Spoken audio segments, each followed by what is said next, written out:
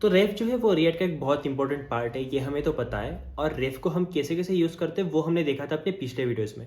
अगर आपने वो अभी तक चेकआउट नहीं किया तो सबसे पहले वो चेकआउट कर लो, क्योंकि रेफ के ऊपर ही ये पूरा हुक जो है यूज इम्परेटिव हैंडल वो डिपेंड करता है। यूज इम्परेटिव हैंडल का मेन बेनिफिट क्या है? इससे हम एक्चुअली अपने रेफ को एब्स्ट्रैक्ट कर पाते हैं कि उसकी कौन सी मेथड्स ही हमें दिखानी है अपने पेरेंट को, और जो इंटरनल रेफ है ना जो हमने अपने कंपोनेंट के पास में बनाया उससे हम चीज़ें मैनेज करेंगे। देखते कैसे कर सकते हैं। सबसे पहले इसमें पहला पैरामीटर होता है अपना रेफ, जो कि हमने फॉरवर्ड रेफ से पास किया। सेकंड पैरामीटर होता है एक फंक्शन जिसमें से हम रिटर्न करते हैं कि कौन सी प्रॉपर्टीज एक्चुअली हमें एक्सपोज करनी है। और थर्ड होता है डिपेंडेंसी, जैसे कि अपनी यूज इफेक्ट वगैरह की डिपेंडेंसी होती है ना, बस उसी तरह से पैरामीटर्स जो है हमने वो तो कवर कर लिए। इसके बाद देखते हैं कि ये रिटर्न क्या करता है। रिटर्न करता है अनडिफाइंड, मतलब कुछ एक्सेप्ट करने की जरूरत नहीं है आपको। जब इसे कॉल करोगे बस कॉल कर दो। यूसेज कैसा है देखो। सबसे पहले इन्होंने क्या किया, इन्होंने कंपोनेंट बना लिया अपना जो कि है माई इनपुट। माई इनपुट में क्या है, एक नॉर्मल इनपुट फील्ड है, और उस इनपुट फील्ड में इन्होंने क्या किया है, पास किया है। क्या पास किया है? अपना रेफ और अपने प्रॉप्स। रेफ और प्रॉप्स जब इन्होंने पास करे हैं ना यहाँ पे, तो इस जो पास्ट रेफ है उसी को हम यूज कर रहे हैं इनपुट में। ये गौर करने की चीज है। ओके, जो फॉरवर्ड रेफ से पास किया है उसी को हम यहाँ पे यूज कर रहे हैं। तो इसे यूज कैसे करेंगे हम, जब हमें अपने पेरेंट कंपोनेंट्स से एक्सेस करना होगा। तो इसका एकदम इजी मेथड है कि हम सीधा कॉल कर देंगे इस कंपोनेंट को। कॉल करने के बाद क्या करेंगे, ये जो रेफ है इसे हम ऊपर इंस्टेंशिएट कर देंगे और इसे पास कर देंगे, तो ये रेफ उससे अटैच हो जाएगा, राइट। पर यहाँ पे तो एब्स्ट्रैक्शन नहीं हुआ ना, सीधे हमने रेफ अटैच कर दिया, वो इनपुट में जा रहा है, मतलब इनपुट की सारी चीज़ें हमारे पास एक्सेसिबल है, जो कि एक तरह से गलत है। सारा कुछ अवेलेबल नहीं करके देना है, बस एब्स्ट्रैक्शन करना है। कैसे करते हैं देखो। Use imperative handle, use imperative handle में हमने क्या किया, रेफ पास कर दिया जो आया वो, और ये जो बेसिक चीज़ें थी वो हमने डिफाइन कर दी। पर जो डिफरेंशिएटिंग पॉइंट है वो ये है कि हम जब यहाँ पे ऐड करेंगे तो हमें एक नया रेफ बनाना पड़ेगा, और वो रेफ हम इनपुट को देंगे। इसका मतलब क्या, जो अपना फॉरवर्ड रेफ वाला रेफ पास किया है हम उसे अटैच नहीं कर रहे अपने इनपुट के साथ। ओके, मतलब फॉरवर्ड रेफ में जो रेफ पास किया है, पेरेंट ने जो पास किया है, उस पर आप कुछ भी रन कर लो, इनपुट पे वो रन नहीं करेगा। इनपुट पे वो चीज़ें कॉल वगैरह कुछ होंगी नहीं, क्योंकि अटैच्ड ही नहीं है किसी पे। ठीक है, मतलब उसका करंट जो है वो हमेशा नल रहेगा। अगर समझ नहीं रहे हो तो रेफ का वीडियो देख लो, क्योंकि समझ में नहीं आएगा जब तक वो नहीं देखोगे। इनपुट रेफ हमने अलग से बनाया और इनपुट रेफ को हमने यहाँ पे अटैच कर दिया। मतलब क्या, ये रेफ कंप्लीटली अलग है, लोकल टू दिस कंपोनेंट जो कि माई इनपुट है उसके लिए। हमने इसके साथ क्या किया, अपना रेफ पास कर दिया यूज इम्परेटिव हैंडल में, और उसी के साथ एक फंक्शन दिया जिसमें से हम ऑब्जेक्ट रिटर्न कर रहे हैं, जिसमें ओनली दो मेथड्स है।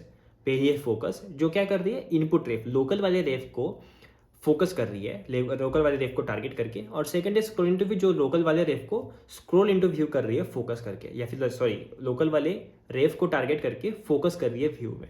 तो ये दोनों ही मेथड है, और दोनों मेथड कहाँ पे डाली हमने, रेफ में जो हमें मिला था फॉरवर्ड रेफ से। मतलब क्या, पेरेंट के रेफ से बस ये दो मेथड ही रन करेगी। ठीक है, तो इसी तरह से इन्होंने ये सेम चीज़ यहाँ पे अप्लाई करी, और ये रन नहीं हो रहा है। हम रिफ्रेश करके फिर से जाते हैं उस पर और देखते हैं। ठीक है, अब रन हो रहा है।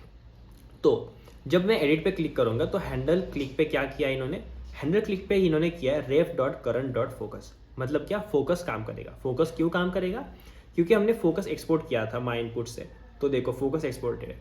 ओके, और यहाँ पे अगर मैं करूँ ref dot current dot style dot opacity, वो काम नहीं करेगा, क्योंकि एक्चुअल एक्सेस ही नहीं है उस चीज़ का। तो एक्चुअल एक्सेस नहीं है एक्चुअल एलिमेंट का, जो कि इनपुट एलिमेंट है, तो हम ये चीज़ें कर ही नहीं सकते। तो इस तरह से हमने एब्स्ट्रैक्ट कर लिया सारा चीज़, exposing your own imperative methods. तो ये कैसे करते हैं वो भी हमने देख लिया कि अपनी खुद की इम्परेटिव मेथड्स हमने कैसे एक्सपोज करी थी। बस उसी तरह से हम एक्सपोर्ट कर सकते हैं। बाकी अंदर आप कुछ भी लॉजिकल चीज़ें लिख दो, कुछ भी चीज़ें एक साथ में ऐड कर दो, सारी चीज़ें काम करेगी। मेन क्रस्ट ये है कि आपको अपना खुद का जो रेफ आप फॉरवर्ड रेफ से पास कर रहे हो वो कभी भी अपने एलिमेंट्स को नहीं देना है, उसे हमेशा इम्परेटिव हैंडल में डालना है। और इम्परेटिव हैंडल की मेथड्स में आप जो मर्जी कर लो, जो मर्जी रेफ को, इंटरनल रेफ को कॉल करो उससे चीज़ें कर लो, लोकल रेफ को कॉल करो उससे चीज़ें करो। एक रेफ हो, 10 रेफ हो, 100 रेफ हो, कोई फर्क नहीं पड़ता। बस ये ध्यान में रखना है, आने वाला रेफ कंपोनेंट में डालना नहीं है, उसे डालना है यूज इम्परेटिव हैंडल में, और लॉजिक लिखना है। आपका एनकैप्सुलेशन हो जाएगा, आपका एब्स्ट्रैक्शन हो जाएगा, नॉट एनकैप्सुलेशन। तो सेम चीज़ की है। देखो अगर यहाँ पे बहुत सारी कमेंट्स है, तो ये जो सारी कमेंट्स है ये बहुत सारी है। तो अगर मैं वेलकम टू ब्लॉग लिखा है यहाँ पे जाके मैं ऐड कमेंट कर दूँ, देखना क्या होगा। हेलो और मैंने हेलो लिख के छोड़ दिया, सॉरी यहाँ पे नहीं लिखना था, मैंने किया राइट कमेंट। मैंने राइट कमेंट किया तो देखना क्या होता है, ये स्क्रॉल होना चाहिए क्योंकि इन्होंने क्या लॉजिक डाला है यहाँ पे वो देखो, कमेंट रेफ को स्क्रॉल करो और ऐड कमेंट रेफ को फोकस करो, मतलब ये स्क्रॉल होगा बॉटम तक और ये ऐड कमेंट रेफ जो डला हुआ है ना नीचे यहाँ पे, इस पे फोकस आएगा, मतलब नीली पट्टी आएगी जैसे कि अभी आई थी। तो देखो राइट कमेंट, तो ये स्क्रॉल हो गया और यहाँ पे फोकस हुआ, जो कि इन्होंने किया था। इन्होंने एब्स्ट्रैक्शन किया, क्या पास होने वाले रेफ पे बस यही चीज़ कॉल हो सकती है। इस तरह से यूजर इम्परेटिव हुक को आप यूज़ कर सकते हो। पिटफॉल देखते हैं, ये कहते हैं कि रेफ को कभी भी ओवर यूज़ नहीं करना चाहिए। You should only use ref for imperative behaviours that you can't express as a prop, मतलब प्रॉप के तरह जो भी चीज़ें आप एक्सप्रेस नहीं कर सकते उनके लिए ही बस रेफ यूज़ करो, क्योंकि रेफ जो है वो actually kind of escape hatches है, मतलब आप रिएक्ट के फ्लो के बाहर जगह काम कर रहे हो, क्योंकि ये रेफ जो है ना वो एक्चुअली फ्लो में काम नहीं करते, फ्लो के बाहर से, मतलब रीरेंडरिंग पे इनका री एग्जीक्यूशन री इंस्टेंसिएशन वगैरह कुछ नहीं होता। ये चीज़ें हर रीरेंडर के अक्रॉस सेम रहती है, तो थोड़ा फ्लो में वगैरह दिक्कतें आती है। एक्चुअली यूसेज में कुछ दिक्कत नहीं आ रही है, पर अगर ओवर यूज़ करोगे तो थोड़े से प्रॉब्लम्स हो सकते हैं आपको। तो आई होप कहीं समझ में आएगा कैसे यूज़ कर सकते हैं हम यूज़ इंपरेटिव हैंडल अपने रेफ को एब्स्ट्रैक्ट करने के लिए और बस वही चीज़ें एक्सपोज करने के लिए जो कि ज़रूरी है अपने पेरेंट को एक्सेस करने की। तो अगर आपको ये समझ में आया होगा, अच्छा लगा होगा वीडियो, तो वीडियो को लाइक करना बिल्कुल भी मत भूलना, लाइक करके ही जाना वीडियो को। अगर इससे वैल्यू मिली होगी तो अपने दोस्तों के साथ शेयर करना, क्योंकि ये हो ज़्यादा मैंने यूट्यूब पे या फिर कहीं पे भी एक्सप्लेन किया हुआ देखा नहीं है, तो उनको भी पता चलेगा कैसे यूज़ इंपरेटिव हैंडल यूज़ होता है। साथ में ग्रो करोगे तो ही फ़ायदा होगा, क्योंकि ये सबको सिखाना है और साथ में ग्रो होना है।